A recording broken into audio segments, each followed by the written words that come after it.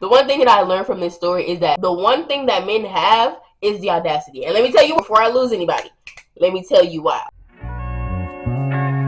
Jesus, let me know, but they show no fish. They say you found it, but she's still gonna hold on. They say you found it, but she doesn't want. Welcome back. Hello, everyone. My name is Ty. If you're new here or if you just simply forgot because it's been a minute, I understand. My name is Ty.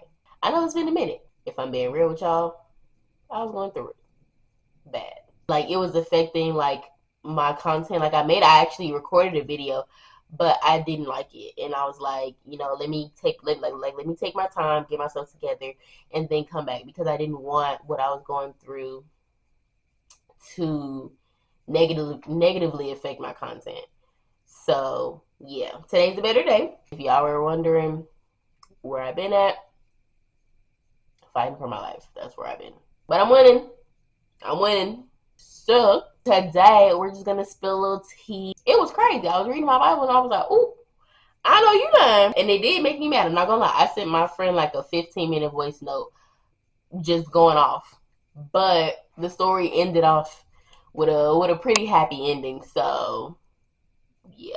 But before we get into anything, don't forget to like, comment, subscribe to my channel, turn on my post notifications so that you are notified when I post. And follow me on all of my social medias. Like, even though I've been gone on here, I've been posting on TikTok almost every single day. So, you know what I'm saying? Like, if you ain't following my social media, if you ain't following me on TikTok, go ahead and follow me there, because not only am I there daily for the most part, but you know what I'm saying? Like, also I'm thinking of bringing this to TikTok as well, because it's easier to record a TikTok and edit a TikTok, and at least I can get them out a little bit quicker. So, hey. Now, with this story, right? It's one thing that I learned from this story is that the one thing that men have is the audacity. And let me tell you why, okay? I got my KJV and I got my NIV. Both of the translations, because I just wanted to make sure I wasn't tripping when I was reading this story. Genesis chapter 34.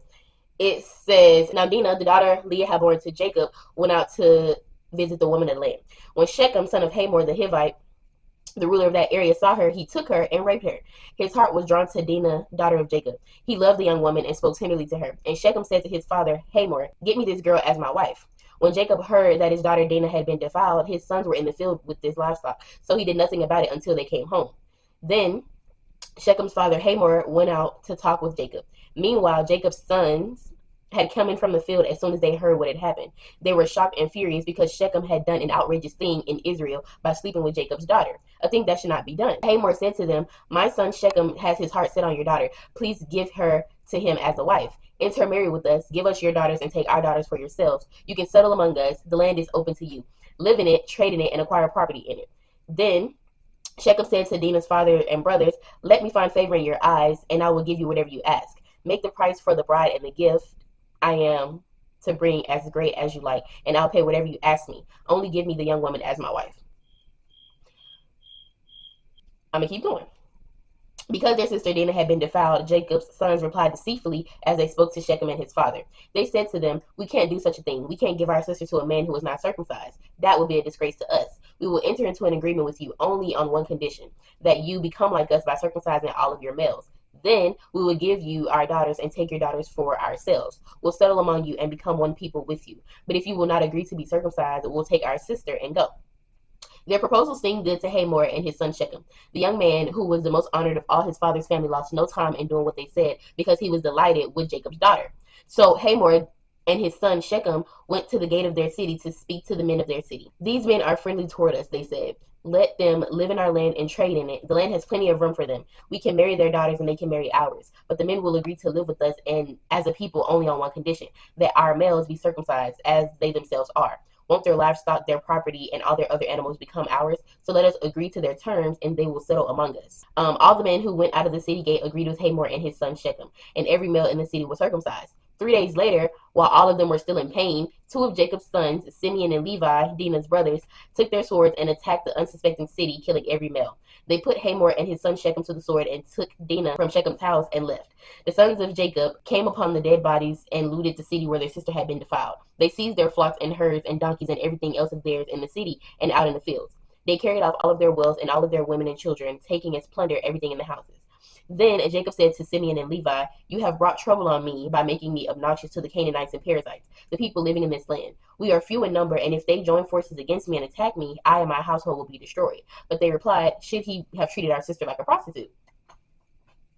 That was the formal version, okay? I'm gonna give you the tea. So we have Dinah, right? If you remember a few stories back when we was talking about Leah, Rachel, and Jacob, you know, Leah gave Jacob a daughter. So Dinah is Jacob and Leah's daughter, right? Then we have Shechem. Shechem was a Hivite. His dad was Hamor. I guess like Hamor was like the big dog, right? We have Dinah and Shechem, right? Shechem sees Dinah. He's like, "Ooh, she fine. I want her." Dinah was not giving him that same energy, right? From the text, it like there was nowhere in Genesis chapter 34 where Dinah was reciprocating his energy at all. So Shechem decides to go and forcibly intercourse Dinah. Now, in the Bible, when two people are consensually tangoing, it says that they knowed each other, meaning that he knew her and she knew him. They both knew each other. This in the King James Version, it says, "When Shechem, the son of Hamor the Hivite, prince of the country, saw her, he took her and lay with her and defiled her." Pause. Vocabulary word, defile. In context of this story, it means violate the chastity of a woman. Now, hopefully, it's enough adults in here that y'all know what I'm talking about. If 2 plus 2 is 4, right? And 5 plus 5 is 10. A woman's chastity is equal to her what, right? And when you forcibly take her, especially in that time when women were supposed to be purer than pure, stay with me. If you were in that time, Shechem, so if he just comes along, mosey on along, and he spoils her chastity, you know, like what y'all think that means?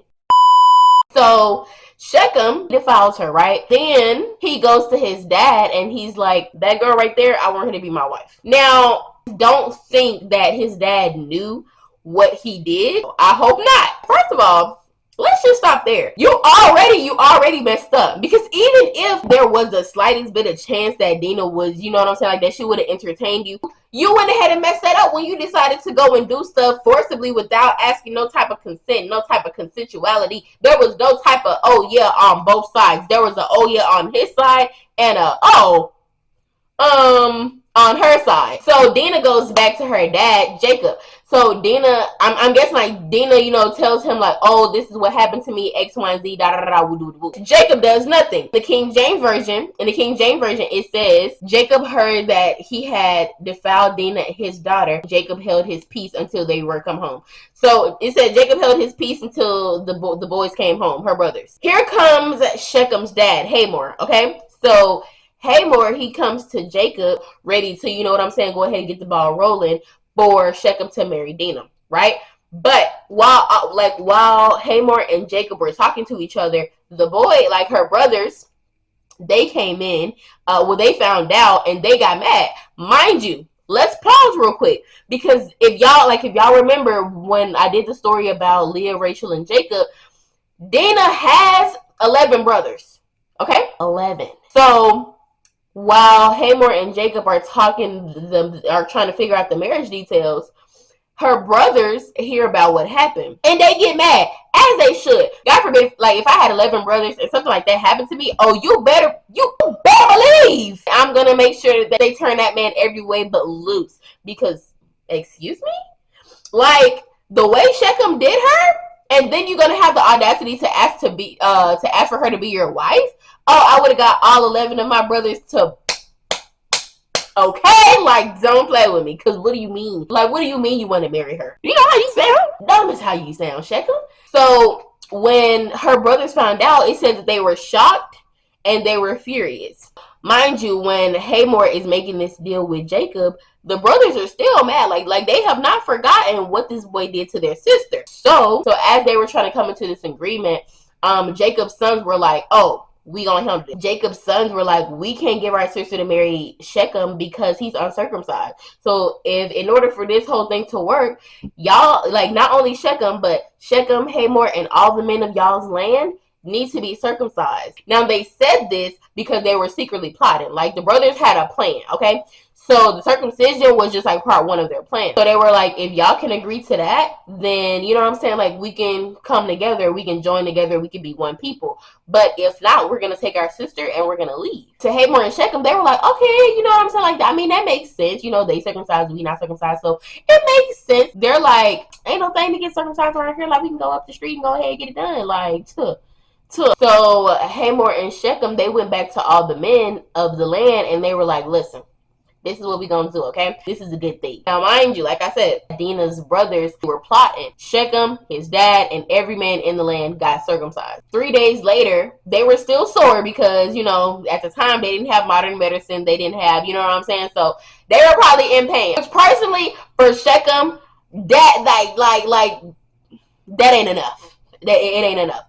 But, you know, it was a start. So, 3 days later, while the newly circumcised men were still, like, in pain, all the stuff like that, that's when two of Dinah's brothers decide to, you know, do what they gonna do. Simeon and Levi, basically, they put sword to booty.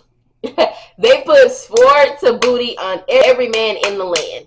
They went into these people's land, and they were like slicing and dicing and taking the women, taking the kids, killed Shechem. They killed Hamor. They took Dinah from the house because they were like, yeah, give me my sister back. And then it says that they looted the city. They took those people's flocks, their herds, their donkeys, their everything else in the city and the fields. They stole, they took it. It says they carried off all of their wealth. Like, Simeon and Levi, like, they tore the city up behind their sister, as they should, mind you, because let's not forget, in the second verse, it wasn't even like verse 4, 5, 6 where he defiled her. Like, in the second verse, he thought he had it sweet. He was like, oh yeah, like, as soon as I get healed, I'm finna bust it down on my wife. Whole time Simeon and Levi were busting down your door, there was nothing getting busted down because, first of all, y'all were still in recovery from that circumcision in the first place. That's number one. Then number two, like I said, baby, Simeon and Levi did not let it go. Like, I don't think none of the brothers let it go, but in this particular chapter, it just calls out Simeon and Levi. And Simeon and Levi were the ones who were reprimanded for it later on in Genesis. Like, after all of this, after they just decided to, you know, tear it up, Jacob comes to Simeon and Levi, and he basically saying, like, y'all embarrassing me in front of these people. Like, y'all are embarrassing me on these people's land. He was like, we are outnumbered. So if these people wanted to retaliate, they could do that. First of all, Jacob, I just feel like you weren't mad enough, okay? Because as a father, if somebody defiled your daughter, didn't say you showed no type of emotion, no type of none of that. So it's like, then from me reading it, it's like you weren't mad enough for me, Jacob. Because if it was like, what? And this is why the Lord allows certain people to do certain things. Because if it were me, like the way I would have got all 11 of my brothers to tear y'all up, then I would have got my cousins to tear y'all up, then I would have got my uncles to tear y'all up, because it's just like, there is no way. Like, Jacob talking about, y'all embarrassing me in front of these people, we outnumbered, if they wanted to retaliate, they could, blah, blah, blah. Do you think Simeon and Levi cared about any of that? No, they did not. They were crashing out behind their sister, and that is a justifiable crash out, because it's just like, imagine, you should have been the one leading the revolution. You could, like, I don't know. I just feel like Jacob wasn't mad enough. So Simeon and Levi had to step in, stand on business, handle that business, get their sister. And they were like, not only did we come to get our sister, but we came to get the reparations, because you know how mentally, like, now y'all mentally scarred my sister. Like you can't pay that back. You can't erase those memories. You can't get rid of none of that. That is now engraved in her brain forever and ever and ever, unless she just had Alzheimer's or something. But this is like, we ain't talking about that right now. Jacob was like, bro, like y'all doing too much. Y'all making me look bad. Y'all bringing me trouble. If they wanted to do something to us, they could, because we're outnumbered. Blah, blah, blah, blah, blah. So after that, Jacob said what he had to say. Simeon and Levi was like, so we should have just let him treat our sister like a whore?